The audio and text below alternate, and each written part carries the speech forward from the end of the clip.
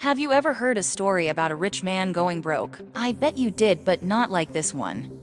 This guy's name is Mike Black, who used to be a millionaire who went homeless to prove his point with a goal to make a $1 million from nothing in only 12 months. And he kept a document which was online for everyone to see. I'm cutting off my entire network. I'm draining my bank account to $0. I'm leaving behind my 7-figure business, putting all my belongings in storage, and I won't even have a place to live. This is the $1 Million Comeback. This is your host, Emma, and this is the Fastlane channel where we talk about success and related ideas to lead to it. Today we will be talking about Mike Black, the millionaire who went homeless just to prove his point. Make sure to hit that like and subscribe button.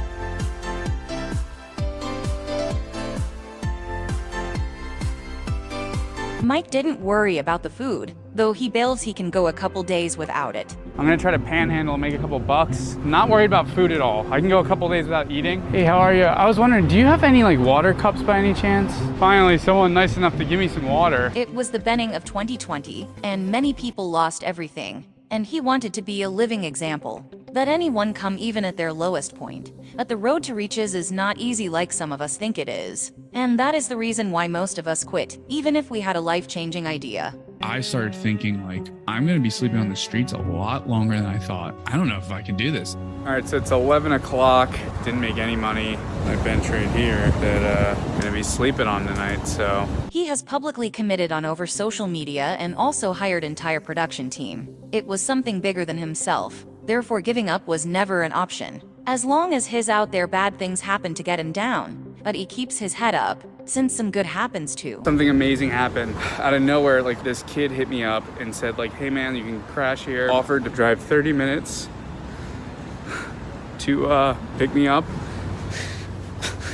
I'm just really emotional how nice of an act this was. I promise you I will repay you for all of this. Okay, thank you. I mean, you don't have to, but... Just thank you so much. Of course. Somehow this is an opportunity to get him up on his feet. It seems time for him to stick to his plan. He bought some decent cloth and eat real food and of course a laptop. He has to get his own place. Cause the guy who heepled him on day one still had no idea about the project and who Mike was, because he was undercover as Scott so he wouldn't get any help, which was one of his rules he wrote when he set up the project. And then he'd be back on the streets again to get more money. $25 an hour working for a law firm as a virtual assistant. So I went over to Isaac and I was like, hey, would you be cool with lending me your car and I'll do food delivery. I'll give you the majority of everything I make. Best delivery driver ever. You heard it. But still, with all these work, he was barely getting by. He just wanted to get one client for some service that would pay him a few grand, then he found someone to pay him for monthly marketing services. After that, he was able to move out of the RV into a small shared room. Now he can pay Isaac by helping him sell the RV, and he bought him a MacBook as a thank you present. I bought a MacBook for him as a thank you present, paid for by my business. I was gonna pay for 2 flights to Germany because he really wanted to go to Germany. Just thank him for everything, and then he just stopped responding to my texts. Who knows, maybe he reaches out now if he sees the video.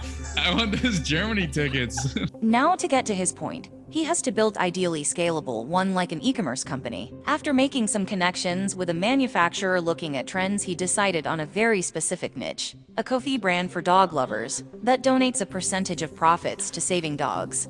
He even thought he wasn't going that far with the plan. I only spent 1 hour on my business. This has been a consistent theme. I'm not gonna be able to build $1 million business like that. How much money have you made so far? It's underwhelming. You're making less than minimum wage. You feel like a failure. I can't be working all these hours. I need to build my business. Do you feel the pressure of having people look at you, of potentially failing in public? Does that keep you up at night? I'm so tired. I just got word the client decided to, fire us. But then out of desperation, he came up with a brilliant idea which he liked to call it rent and hacking. He makes it valuable by setting up this house specifically for like-minded business owners. And because his fake identity Scott doesn't have a good credit score, he just found someone to sign it. And also the coffee brand was finally ready to launch. It only have been 4 months, 5 months to go, maybe he's not that far to reach his point. Or is it? I am finding a location. Let's say it's $4,000 a month to rent. I'm gonna rent out 4 of the bedrooms for $1,000 a month, so it pays for the place, and then that 5th bedroom I would get for free.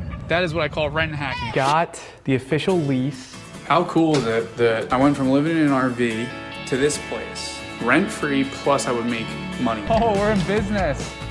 We got coffee, baby. We got our first coffee order ever. This time, 4 months ago, guys, I was thinking about sleeping on a bench.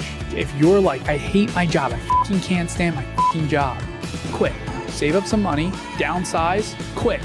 Figure out what you want to do. There's a lot of people that have built a company in 9 months, have gotten it to $1 million. I'm healthy, my family's healthy, that's all that matters. While things were shining, he learned that his dad was officially diagnosed with stage 4 colon cancers. On Tuesday, I learned that my dad was officially diagnosed with stage 4 colon cancer. Yeah, they said it's in my lungs, my liver. My dad is the single most important person to me in my life. The typical survival rate for that is 14%. What I was told was like 12 to 18 months. Believe it or not, yes, it could be better, but also be much worse. To me, I'm the luckiest guy in the world.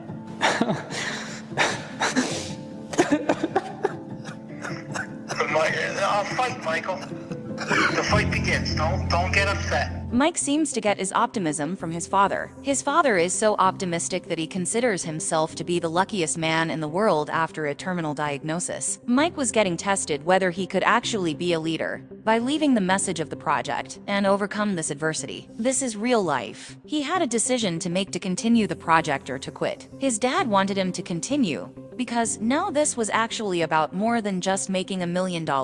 It was about living by the values his dad taught him, which was making the best out of situation even in times of struggle. It lit a fire inside of him.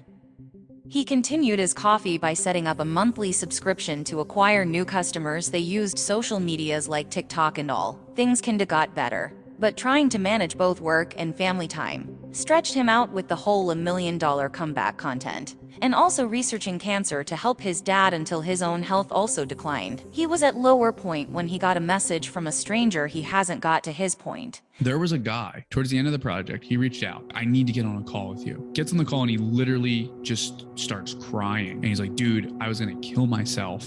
I came across your content. It just gave me hope. That was the best feeling I've ever felt in my entire life. Would it be a failure or a success? He lived by the message he truly believed. That's how leaders do. So he decided to end his project early to focus on fixing his own health and spending more time with his dad. And now he's doing a lot better and things are better. And they are going well, he said. I wanted to help people that were struggling get back on their feet and prove that it could be done. A lot of things about this situation suck, but I'm in control of how I see things. Throughout all of this, no matter how hard life hit him, he made the best of everything and lived by the message he truly believed. That's what true leaders do.